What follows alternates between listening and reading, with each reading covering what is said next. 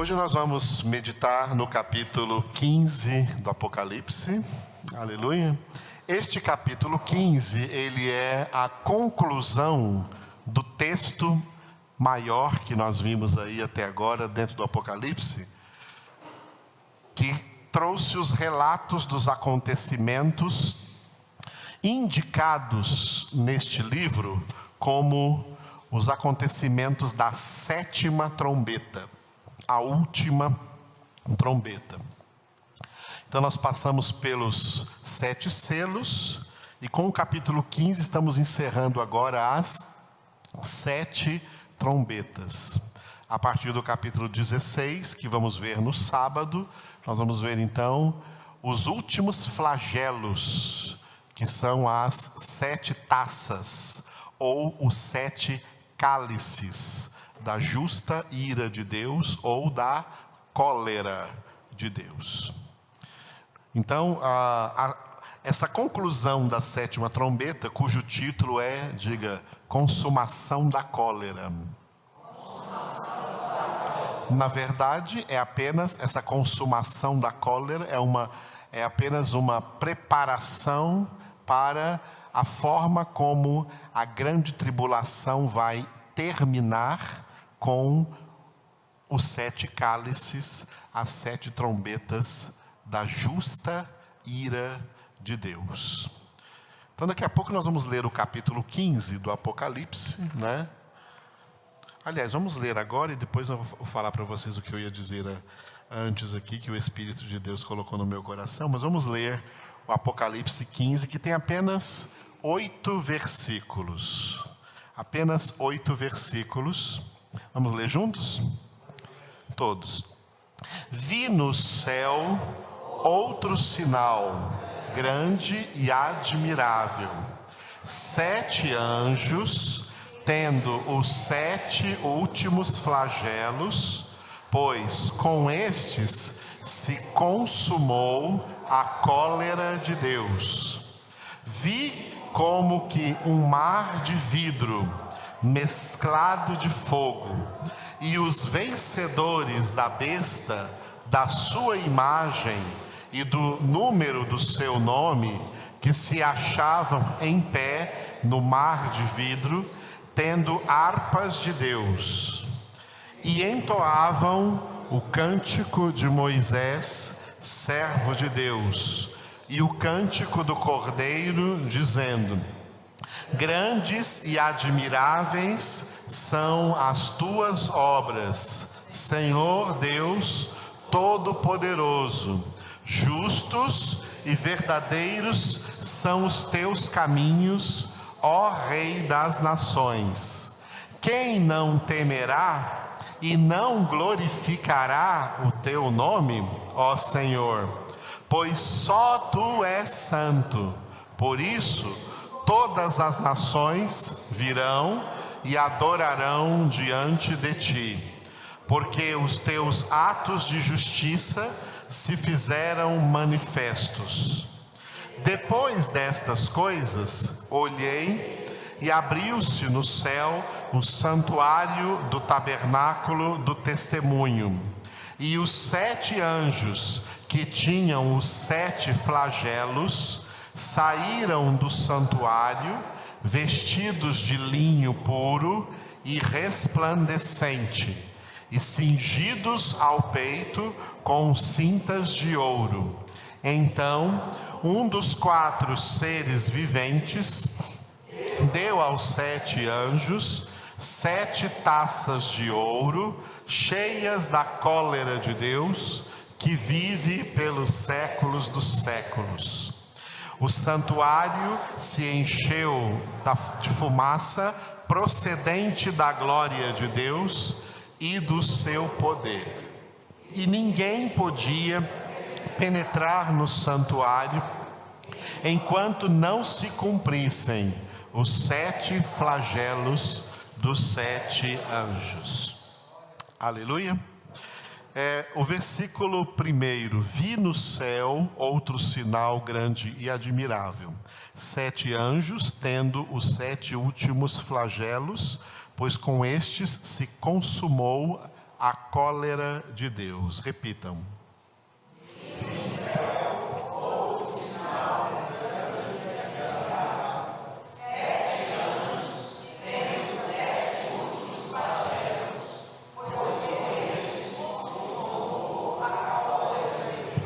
Aleluia. Cólera de Deus é a mesma coisa da ira de Deus. A ira de Deus, a cólera de Deus, é algo a ser meditado por todo o povo de Deus, por toda a igreja de Deus. Porque é um fator real. Um fator que foi desprezado com a pregação ou as pregações que surgiram a partir do início do século XX, do século passado para cá. Do século passado para cá, a humanidade sofreu uma grande transformação que veio acompanhada com esse progresso tecnológico absurdo que nós vivemos atualmente, que nós chegamos. E a maioria das pessoas não perceberam que foram tomadas por uma rede, por uma teia, tá? Como uma teia de uma aranha para prendê-los e devorá-los. Uma ideia filosófica que entrou na cabeça, sorrateiramente na cabeça de todas as pessoas, e a maioria da humanidade aceitou essa ideia muito bem, e o resultado é essa humanidade torpe, vazia, suja, imunda, pecadora, mas que acha que não tem pecado. Essa filosofia chama-se humanismo. Os filósofos, os últimos filósofos que trouxeram, os filósofos foram muito importantes na história da sociedade. A filosofia trouxe ideias importantes para a sociedade. Por exemplo, toda a estrutura de uma cidade, que em grego é polis, por isso que as cidades terminam com a palavra polis, porque a palavra polis em grego é a palavra cidade. Nós temos Anápolis, por exemplo, Teresópolis, cidades. A polis é uma constituição das ideias de vários filósofos da antiga Grécia que entenderam que os seres humanos precisavam viver em um lugar onde eles tivessem acesso a tudo aquilo que era necessário para viver bem no dia a dia. As edificações estruturais das cidades vieram de ideias filosóficas, são coisas importantes. Os filósofos foram seres importantes. E existiram filósofos de Deus, filósofos crentes, filósofos cristãos. Mas existiram também, na maioria, filósofos ateus. E foram esses filósofos ateus que trouxeram a filosofia humanista e encheram a sociedade de filosofias humanistas. Até o fim do século XIX, a cabeça desses filósofos ateus, na cabeça deles, eles não conseguiam conceber que Deus tinha que ser o centro de tudo, porque isso foi pregado desde a Reforma Protestante até o final do século XIX, que o centro de tudo era Deus. Ao Martinho Lutero trazer sola Escritura, somente a palavra de Deus, ele trouxe o pensamento de centralizar tudo em Deus e de centralizar tudo no seu Filho Jesus. A sociedade ideal seria uma sociedade teocêntrica, onde Deus é o centro. E a vida dos homens seria uma vida cristocêntrica, onde Cristo é o centro de suas vidas. Mas os ímpios e os filósofos ateus que rejeitaram a pregação do Evangelho, eles criaram grandes ideias humanistas para combater as ideias bíblicas dos reformadores, que traziam para a humanidade a palavra de Deus, dizendo que a palavra de Deus era a melhor estrutura para criar uma sociedade justa, onde não houvesse miséria, onde não houvesse pobreza. Um desses reformadores, por exemplo, foi João Calvino, que edificou Genebra, na Suíça, e até hoje a Suíça, a cidade de Genebra, na Suíça, é a nação mais próspera da face da terra, onde não existe há séculos, não existe inflação, não existe miséria, não existe pobreza. E João Calvino trouxe ali a palavra de Deus para pregar aquelas pessoas nessa sociedade da Suíça, na época em que ele vivia ali, que a sociedade tinha que ser teocêntrica e que os cidadãos tinham que ser cristocêntricos. Uma sociedade centralizada em Deus. É Deus que domina aqui, Deus que é o Senhor aqui. E de cada homem, Cristo Jesus é o Senhor de cada homem, são submissos a Cristo Jesus. Isso aconteceu de uma maneira tão drástica na Suíça, que, inclusive, uma das coisas que acontecia era que, ao invés de ter um imposto de renda, as pessoas, o imposto único que pagavam na Suíça era o dízimo. O dízimo de todos os trabalhadores já era descontado na folha de pagamento.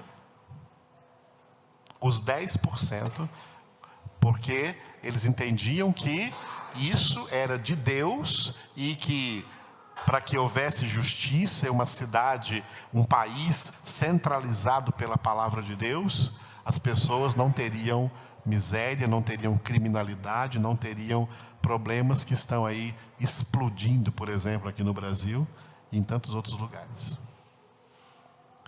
Esses filósofos ateus que não aceitavam a palavra, rejeitavam a palavra, criaram a filosofia humanista. A filosofia humanista é antropocêntrica, o contrário de teocêntrica. Esses filósofos disseram, não é Deus que está no centro de nada. Quem tem que estar no centro de tudo é o homem. E um desses filósofos, chamado Nietzsche, ele viveu na passagem do século XIX para o século XX, e a frase clássica da filosofia dele foi: eu matei Deus. Olha o que esse homem disse. Tá? O que ele quis dizer com isso?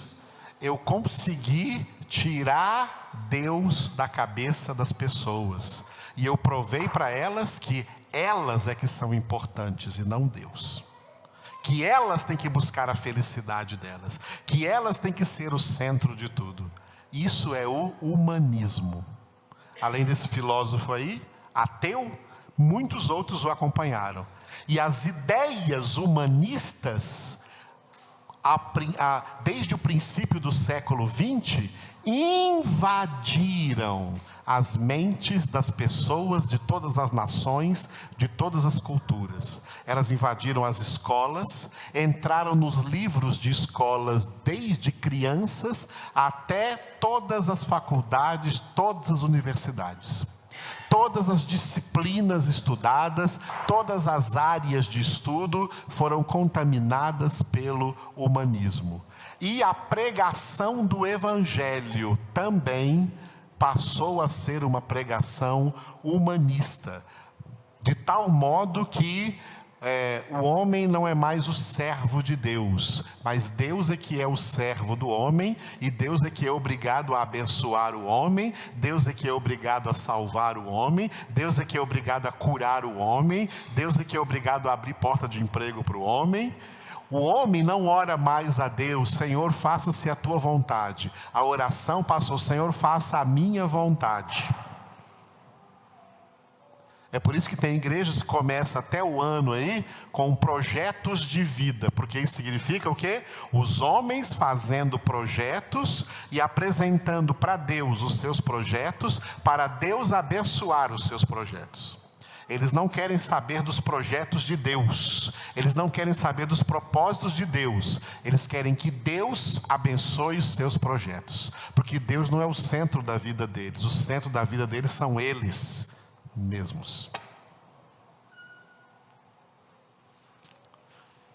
E aí, amados, essa pregação do Evangelho do século 20 para cá se tornou uma pregação humanista, no sentido de não exaltar a Deus, mas de exaltar o homem.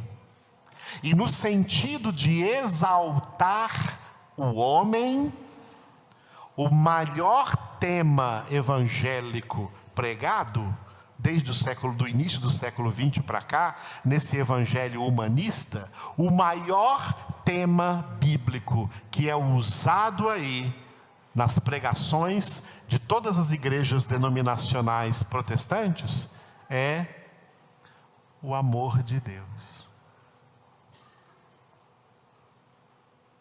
Tá? É o amor de Deus.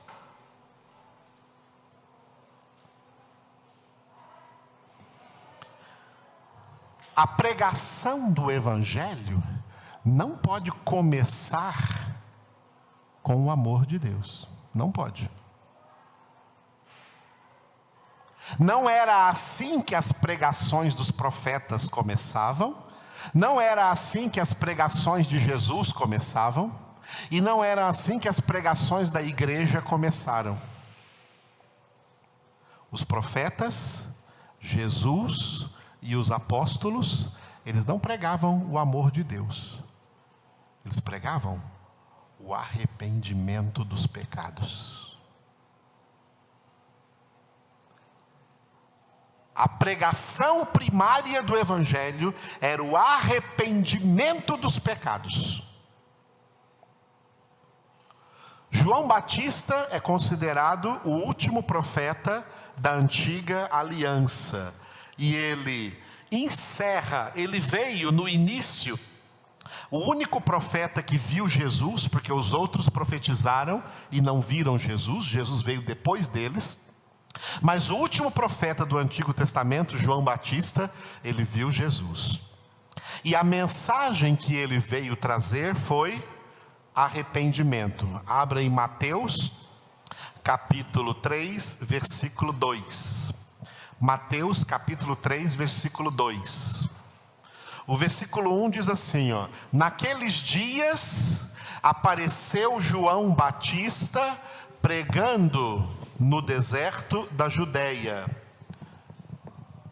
E dizia, o que ele dizia está no versículo 2: arrependei-vos, porque está próximo o reino dos céus. Podem ler?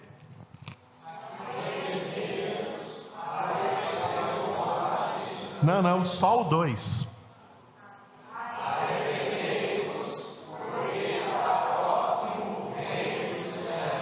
Como é que ele começou a pregar? Arrependei-vos.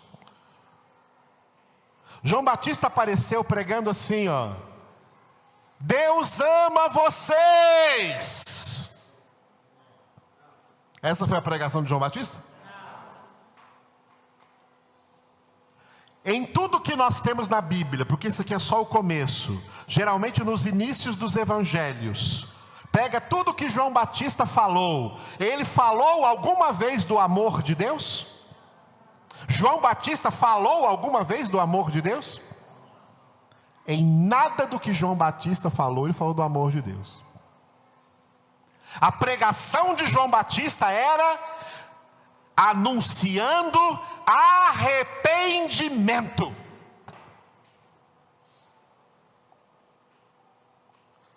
Produzir frutos de verdadeiro arrependimento. Parem de dizer somos filhos de Abraão, porque Deus tem poder para suscitar de pedras filhos a Abraão.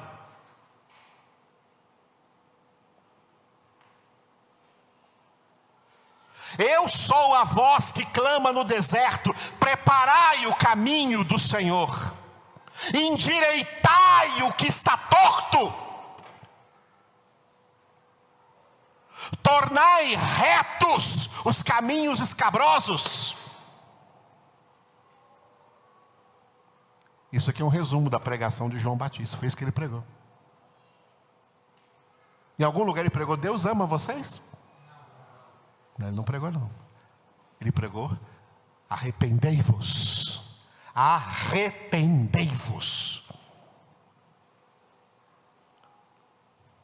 João Batista, como último profeta do Antigo Testamento, ele vem e passa o bastão para Jesus.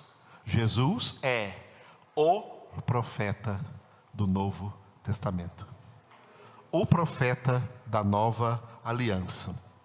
Agora pegue aqui o Mateus, ainda está em Mateus, o capítulo 4,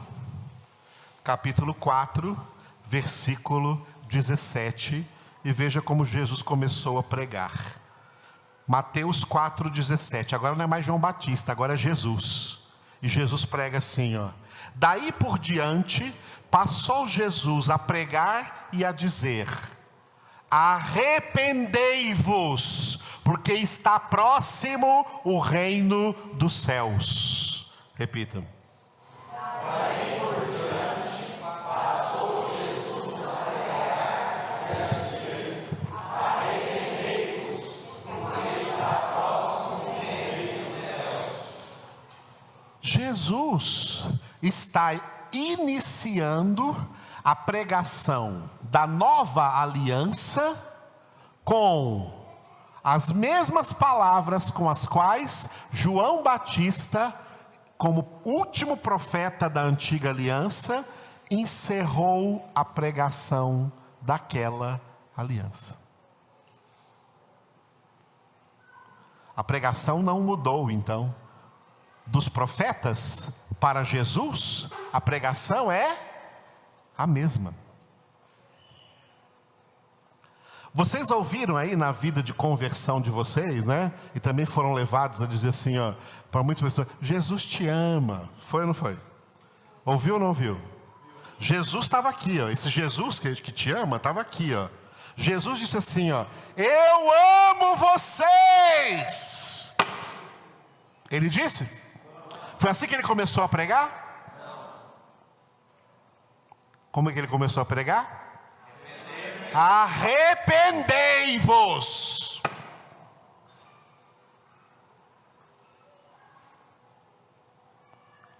Ouviram, amados? Aí você pega toda a pregação de Jesus nos evangelhos e vê como todas essas pregações chamam para o arrependimento, chamam para a santidade, chamam para a conversão, chamam para a santificação, chamam para a mudança de vida, chama para novo nascimento. Quem não nascer de novo não verá o reino dos céus. Essa é a pregação evangélica. Essa é a pregação evangélica. Aí Jesus é morto, ressuscitado, sobe aos céus, manda o Espírito Santo, e a igreja nasce no dia de Pentecostes. Atos 2, vamos ver.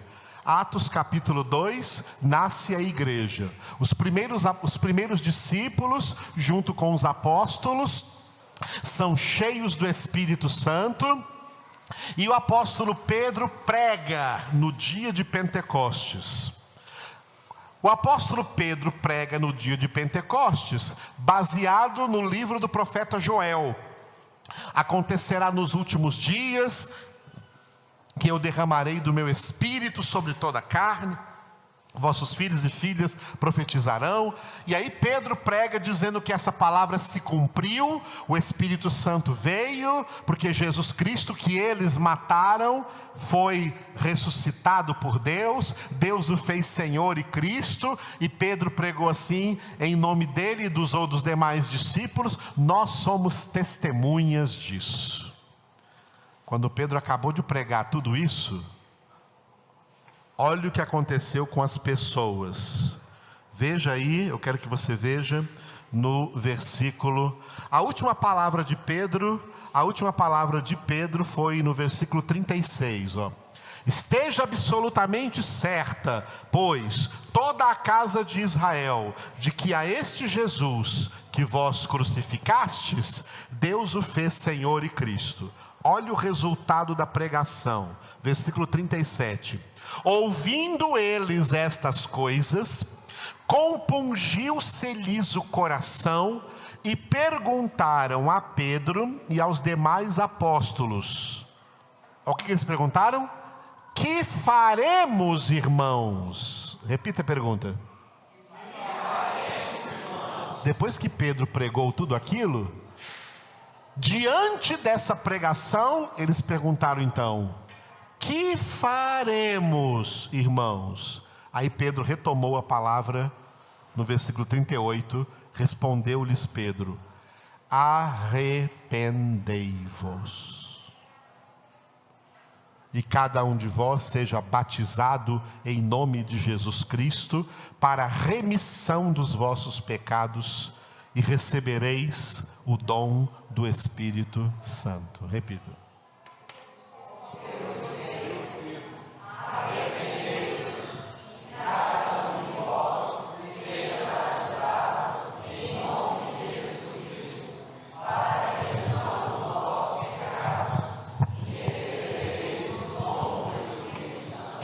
Aleluia.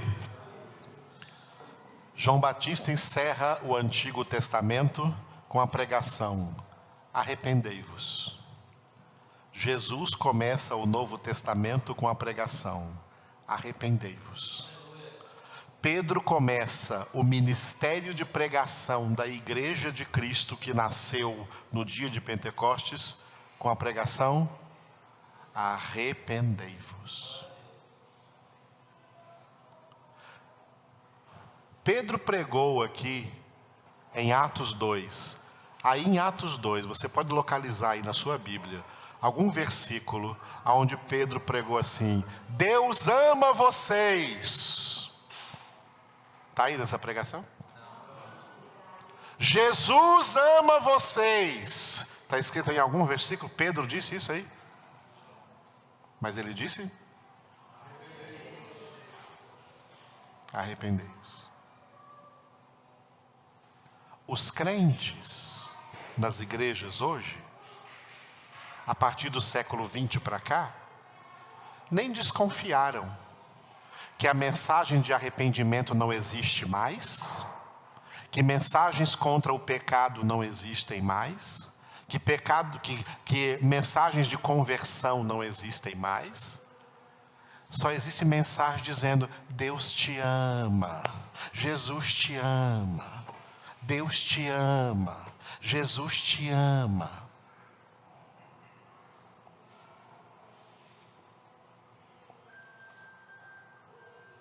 E essa mensagem é humanista, porque é isso que o homem quer ouvir. Ele não quer ouvir ninguém dizendo para ele se arrepender. Ele não quer ouvir ninguém dizendo para ele que ele é pecador. Mas ele quer ouvir que Deus ama ele.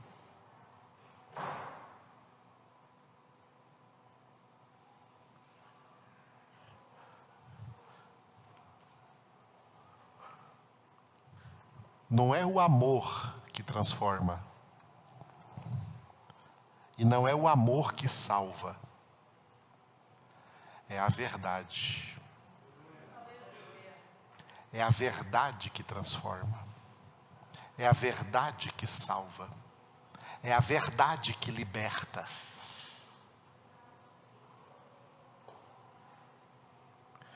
Qual é o lugar do amor de Deus? é depois do arrependimento, é depois da conversão. Porque aí o Espírito Santo vem. E o Espírito Santo faz o que na vida do convertido? Romanos, capítulo 5, versículo 5. Ele derrama o amor de Deus no seu coração. Antes disso, o Espírito Santo está derramando amor no coração dessa pessoa? Está não, amados. Não está não. E as pessoas não convertidas, elas não são chamadas na Bíblia, pegue aí Efésios 2. As pessoas não convertidas, elas não são chamadas na Bíblia de filhos do amor de Deus. Deus ama todo mundo.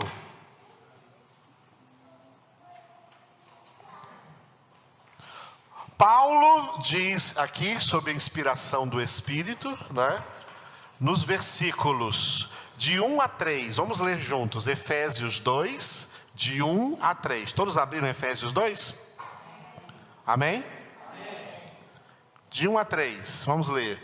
Ele vos deu vida, estando vós mortos nos vossos delitos e pecados, nos quais andastes outrora, segundo o curso deste mundo, segundo o príncipe da potestade do ar, do espírito que agora atua nos filhos da desobediência, entre os quais também todos nós andamos outrora, segundo as inclinações da nossa carne, fazendo a vontade da carne e dos pensamentos, e éramos, por natureza, filhos da ira, como também os demais.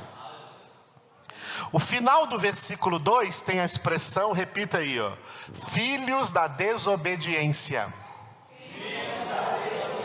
E o final do versículo 3 você tem aí, diga, filhos da ira. São filhos do amor? Contrário, são filhos da ira. Paulo não está chamando os homens aqui de filhos do amor, não. Está chamando eles de filhos da ira. Ira de quem?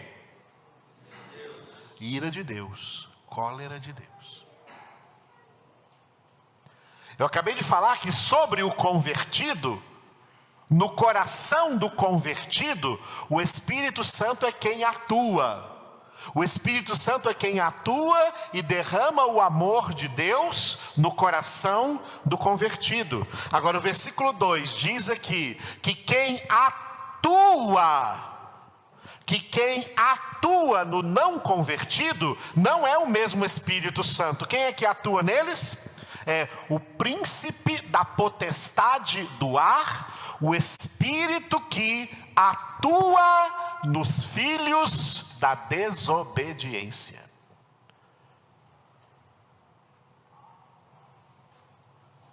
Tem amor de Deus nessa pessoa? Não tem não, mas Deus está amando essas pessoas? Deus está irado contra elas. Deus está irado contra elas. Esse dia no outro seminário eu dei uma aula e o pessoal perguntando assim, né?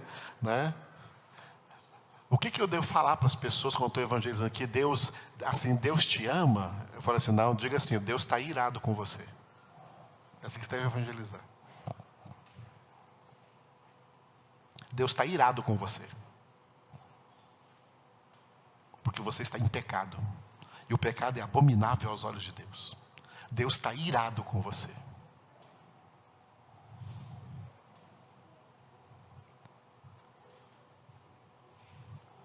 Jesus pregou lá em Mateus 23, depois você lê em casa em Mateus 23, tá? Jesus pregou assim, enchendo de elogios e de bajulação aqueles religiosos, escribas e fariseus? Não. Depois você lê Mateus 23, veja como Jesus pregou para eles. Jesus pregou para eles assim, olha, Deus ama vocês, eu amo vocês. Ele pregou isso? Ele pregou assim, ai de vós, escribas e fariseus, hipócritas, vocês são como sepulcros caiados, bonitos por fora, mas por dentro cheios de podridão, de inveja, de ciúmes e de maledicências. Pregação de Jesus, amados. E isso para gente que se achava boa, para gente que se achava religiosa. Ele pregou que as amava? Ele pregou: ai de vós!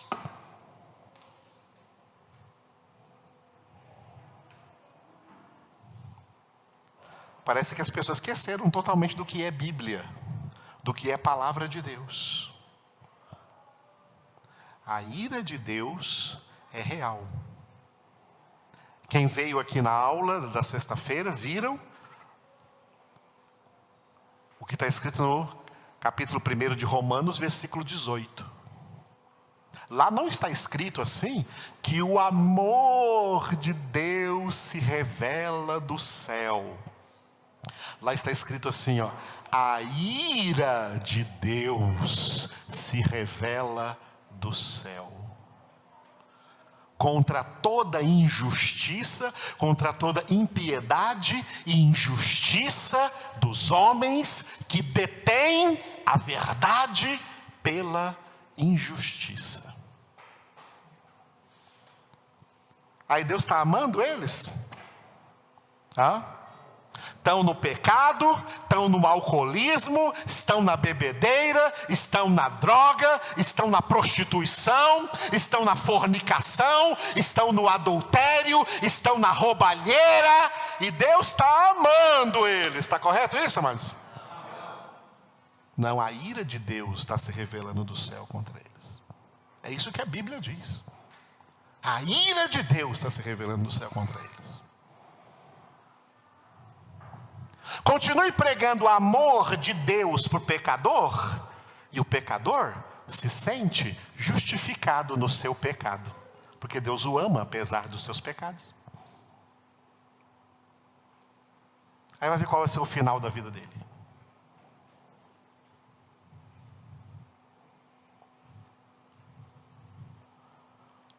Hoje já tem até igrejas de gays e de lésbicas, todas baseadas no amor de Deus, porque nós nos amamos, o homem ama outro homem, então tá tudo bem porque é amor, isso aí é amor, e Deus é amor. Que maravilha, irmãos!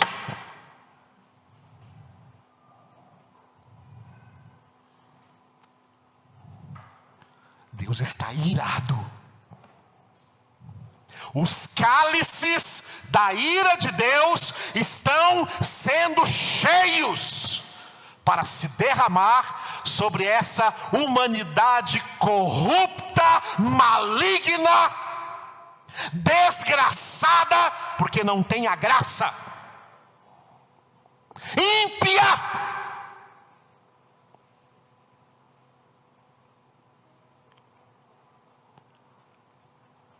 Mas está convencido de que Deus a ama, porque Deus é amor. Deus ama os seus filhos.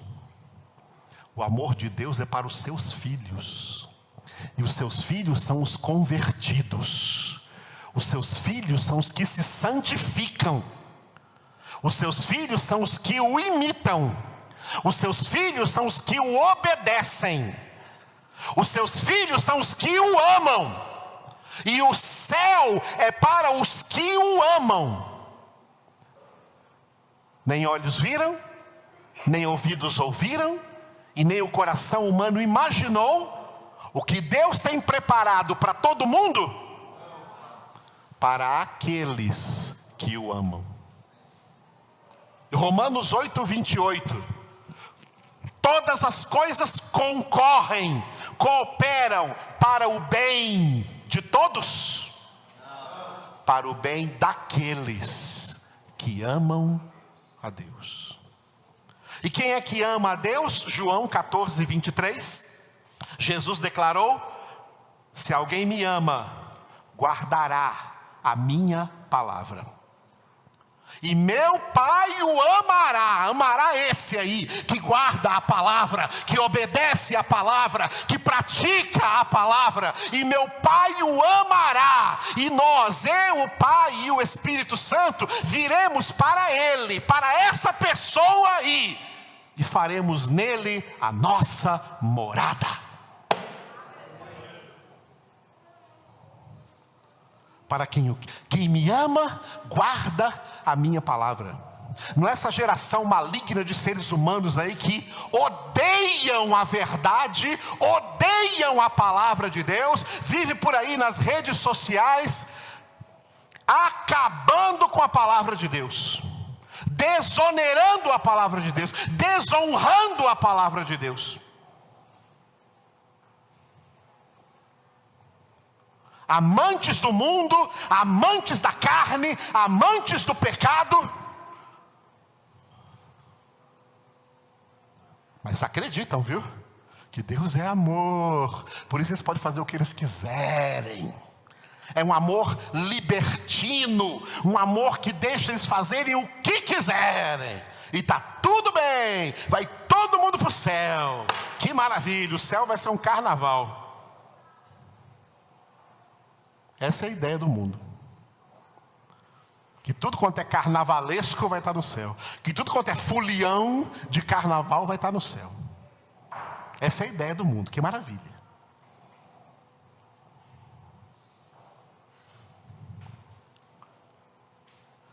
Não, amados.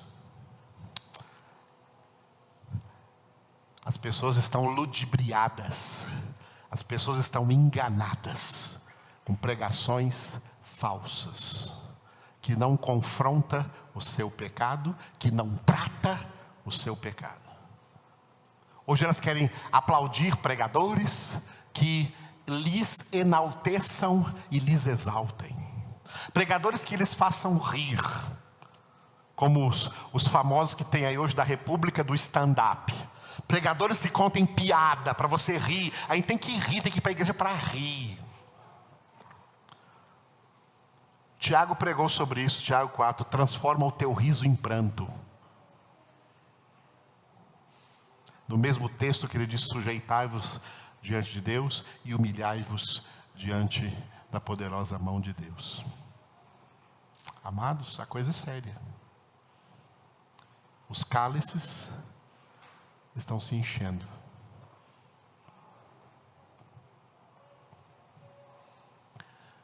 E serão derramados sobre toda essa humanidade torpe aí. Parentes seus estão no meio delas, e meus também. Não adianta pegar os seus parentinhos, seus entes queridos, tá? E ficar passando mãozinha na cabecinha deles, não. Ai, estou orando para esse meu filho se converter. Pode parar com isso, pode parar. Abre a Bíblia na presença dele e diz, ó, sai do pecado.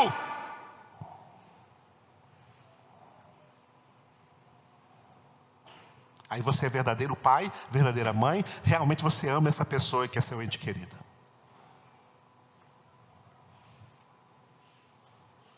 Não vem com esse negócio de moleza, porque o reino dos céus não é dos moles. O reino dos céus é dos violentos, que violentam a carne, violentam o pecado. São violentos contra o pecado, não dão moleza para a sua carne, santifica suas vidas, para também ser testemunha na vida de outros, que também tem que se santificar. A cólera de Deus existe, a ira de Deus é real. Salmo 7, versículo 11, está escrito: Deus é justo juiz. Deus que sente indignação todos os dias. Inclusive hoje, tá bom? Tá bom, amados? Deus fica irado todos os dias.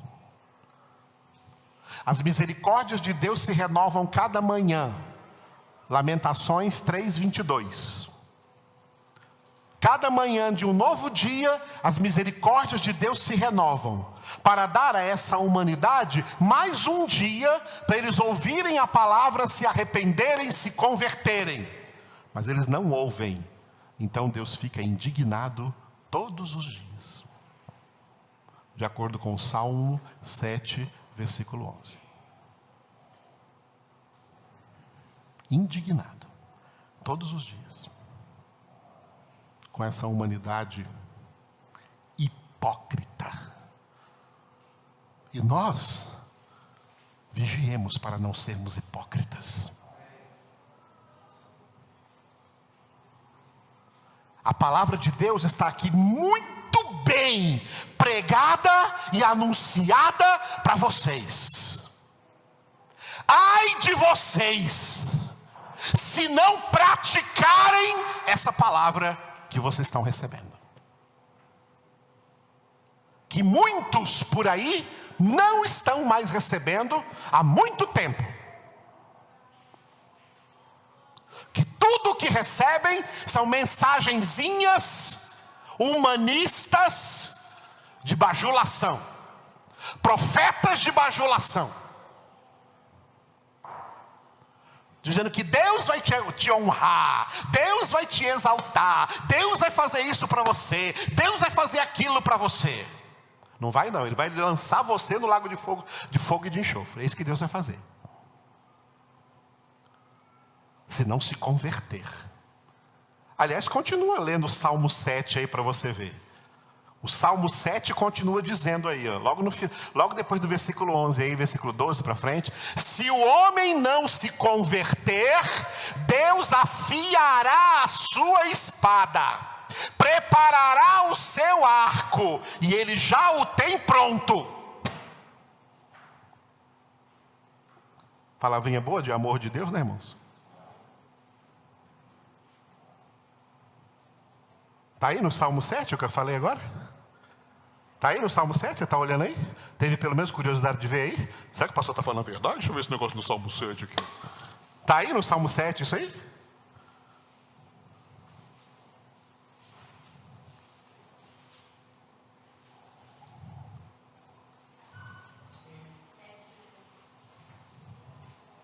O 7:11 é: Deus é justo juiz, Deus que sente indignação todos os dias. E para frente agora?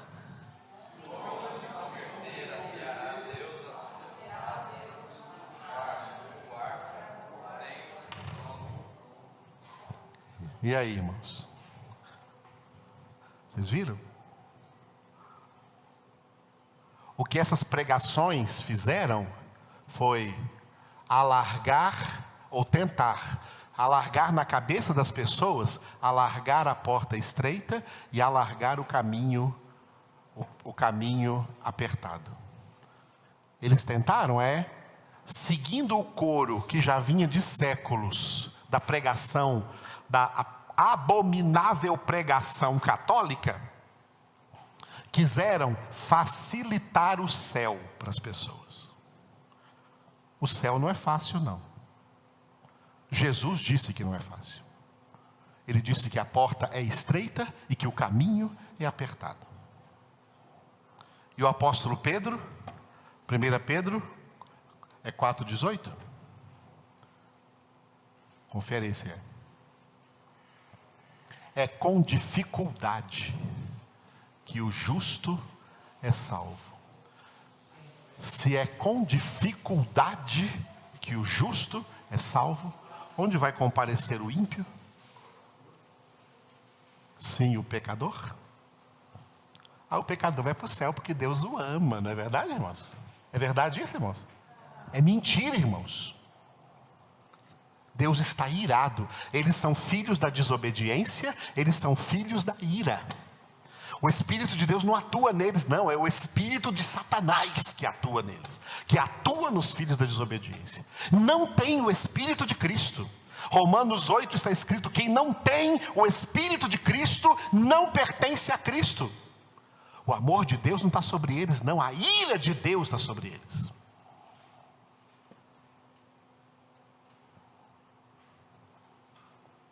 Ai, pastor, se eu pregar isso, as pessoas vão ficar assustadas. Então assuste elas. Assuste-as. Deixe-as bem assustadas. Porque não vai ter nada mais assustador do que o lago de fogo e de enxofre depois, para ímpios que não se converteram, porque a vida inteira só ouviram falar de amor. E agora eu digo, quem ama de verdade, prega a verdade. Não vem com bajulação. Quem ama, fala a verdade. Quem ama, fala a verdade. E por isso Jesus disse, conhecereis a verdade, e a verdade vos libertará. Aleluia. Para encerrar nossa pregação de hoje, né? Eu peguei um texto, apenas um texto aqui, do Apocalipse 15, que é o Cântico dos Vencedores. O Cântico dos Vencedores, vamos ler juntos? Grandes e admiráveis são as tuas obras, Senhor Deus Todo-Poderoso. Justos e verdadeiros são os teus caminhos, ó Rei das nações.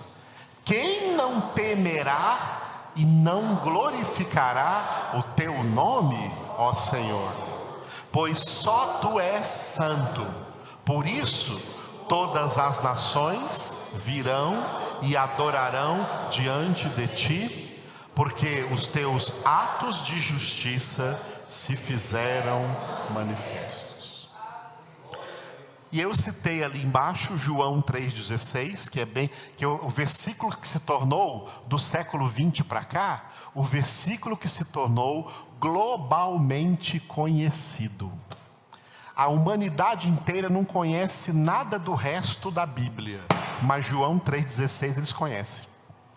De tal modo Deus amou o mundo, que lhe deu o seu Filho unigênito. Realmente, essa é a maior de todas as obras de Deus.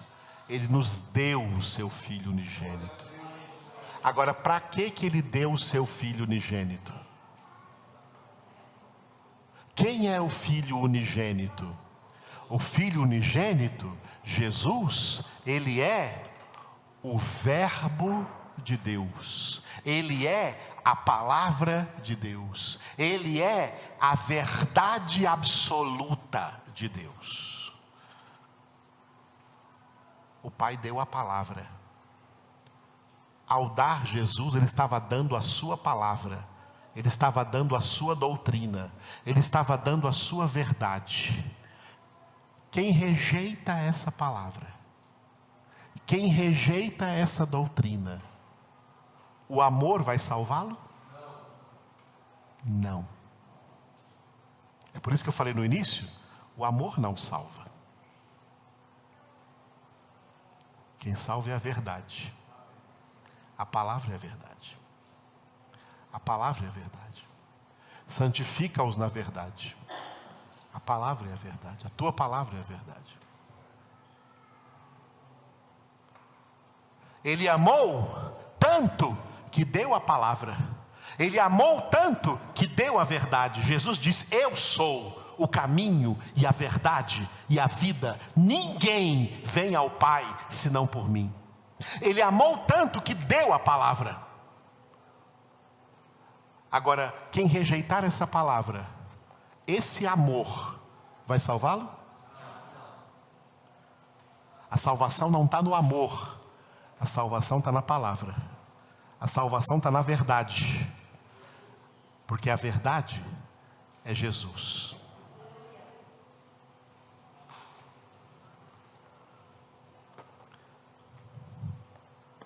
Eu orei, irmãos, para tentar passar para vocês hoje essa mensagem. Para o Espírito Santo renovar aí a mente de vocês. Para vocês não ficarem como estão os crentes hipócritas aí hoje, aí fora, entendeu? Só com essa pregaçãozinha do amor, e esses crentes estão tudo sem Bíblia, estão tudo sem conhecimento da verdade. Eu sou professor, eu vejo como estão os crentes que vão para o seminário.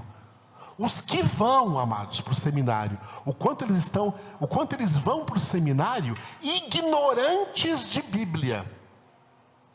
Imagine os que não vão. Imagine os que não vão como estão. E todos achando que é só o amor, é só o amor, é só o amor. Esse amor é falso. Porque quem me ama, disse Jesus, guardará a minha palavra. E aí o meu Pai o amará. E aí nós viremos para Ele, e nele faremos morada. Glória a Deus. Essa pregação deveria ser ouvida hoje por todos os crentes do mundo. E muitos que ouvirem vão rejeitar ainda. Porque a hipocrisia já subiu tanto à cabeça, que já rejeitaram de vez a palavra, já rejeitaram de vez a verdade, e rejeitaram então o Filho de Deus. E só tem a vida quem tem o Filho. Quem não tem o Filho de Deus, não tem a vida eterna.